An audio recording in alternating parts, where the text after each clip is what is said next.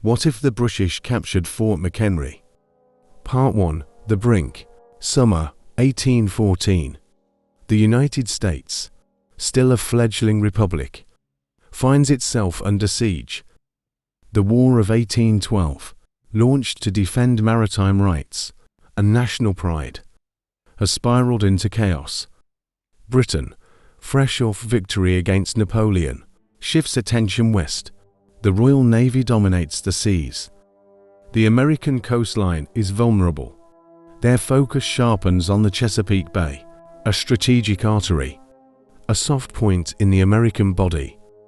In August, British troops land with little resistance.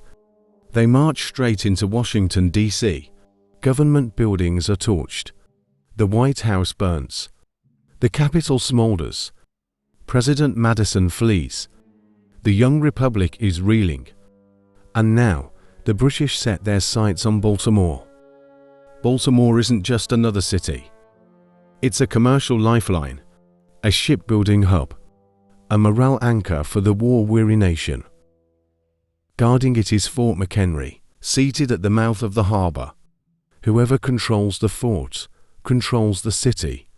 Major George Armistead commands roughly 1,000 American defenders, militiamen, artillery crews, and civilian volunteers brace for impact. They know what happened in Washington. They're determined not to let it happen again. Civilians prepare to defend their streets. Merchants hide their ledgers. Church bells stay silent. The fort readies its guns. Flags are stitched through the night. Among those watching is Francis Scott Key, a lawyer aboard a British ship, there to negotiate a prisoner's release. He's caught between worlds, hoping to return home with peace or poetry. September 13, 1814. The sky turns black with smoke and cannon flash. British warships unleash a storm. 25 hours of unrelenting bombardment. Thousands of shells, rockets, and bombs. But the fort holds. Smoke covers the harbor. Baltimore waits, breath held. Does the flag still fly? On board, Key peers into the darkness. He waits for morning. He waits for a sign. But in this timeline, the sun rises on silence. The flag is gone. Fort McHenry has fallen. The defenders were brave, but outgunned, outmanned, and outlasted. The British march into the harbor. Baltimore braces for occupation. Francis Scott Key is detained. His pen never moves. The anthem is never written. And across the fragile republic, the meaning of that silence spreads like thunder. Part 2. Occupation and Unraveling. Baltimore, September 1814. Smoke still clings to the streets. The Union Jack flies over Fort McHenry. For the first time since the Revolution, a major American city under British control, British troops parade through Baltimore's harbor. Not as raiders, but rulers, they establish a provisional command. Martial law is declared. City leaders are summoned. They're offered a choice: swear loyalty to the crown or face exile. Many comply. Some out of fear. Some out of pragmatism. And some, quietly seething, choose to disappear. The capture of Baltimore strikes deeper than Washington's burning. The nation's anthem was supposed to rise from this harbor. Instead, there is silence. In Philadelphia, the news spreads rapidly. Merchant houses panic. Ships reroute to Boston and New York. Rumors swirl. Is New England next? The Hartford Convention, already in motion, now feels like prophecy. Federalist delegates speak openly. If Baltimore can fall, what faith remains in a federal defense? The idea of a Northern Confederacy, once dismissed as treasonous, gains real political traction. The Union is cracking, not from enemy cannon, but from within. General Robert Ross, flushed with success, dispatches envoys to London. He urges the Crown to rethink its terms. The Americans will settle, but we must make it a.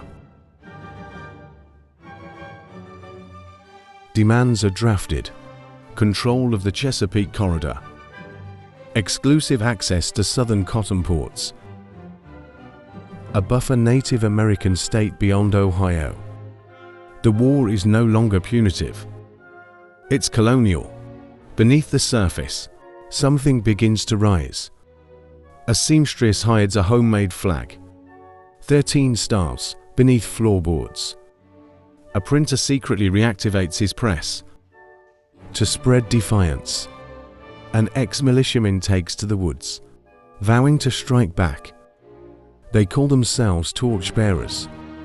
Scattered, untrained, but fueled by purpose. Madison, living in temporary quarters outside Washington, struggles to project strength. Congress is divided. Supplies are thin. The Treasury is drained. Some whisper impeachment. Others surrender.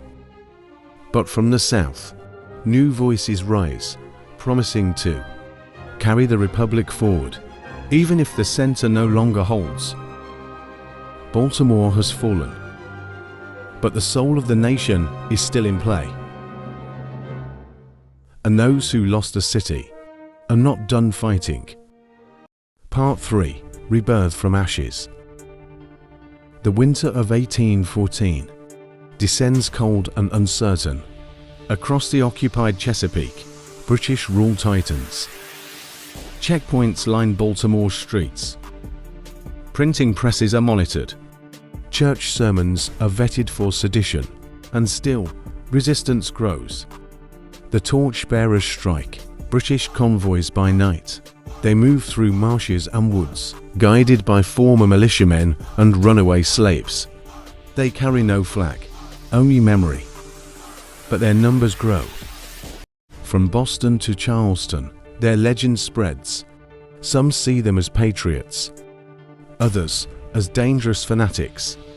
But all agree, America is not truly conquered.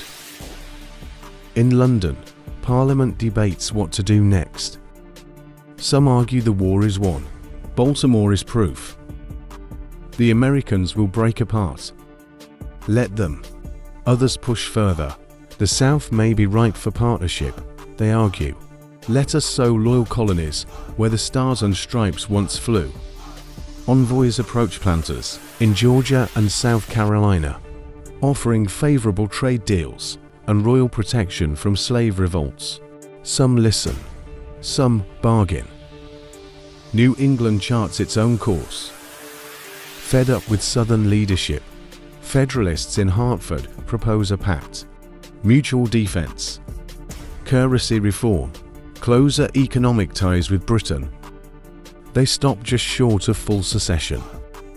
But the message is clear. The Republic, as it was, may never be again. In the shadows of these fractures, a new vision begins to rise. In Western territories, frontier leaders push a different narrative. Not North versus South, not British versus American, but liberty reborn from failure. Meetings are held in remote churches and taverns. They draft new declarations, leaner, more local, less centralized. A new union, perhaps.